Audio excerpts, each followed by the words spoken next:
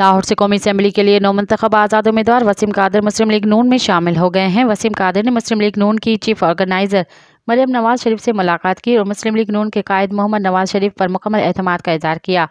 वसीम कादर का इस मौके पर कहना था कि हल्का के अवाम और दोस्तों की मुशावरत से नून लीग में शामिल हो रहा हूँ। याद रहे कि वसीम कादर ने N121 से मुस्लिम लीग नून के रोहेल असगर को शिकस्त दी थी। दूसरी जानिब मुस्लिम लीग नून के रहनुमा आजम नज़ीर का कहना है कि इंतखाबी नताइज के हवाले से शकूक व शुबहात पैदा करने की कोशिश की जा रही है। मीडिया से गुफ्तगू करते हुए उन्होंने कहा कि एक जमायत को इंतखाबी नताइज पर तहफ़्फ़ुज़ात हैं। शोर मचाने वाले खैबर पख्तूनख्वा के नताइज पर खामोश हैं। मज़ीद ख़बरन ऐं तफ़सीलात लाइ विज़िट कयो असांजी वेबसाइट www.awamiNewsHD.com ऐं ॾिसंदा रहो अवामी न्यूज़ HD।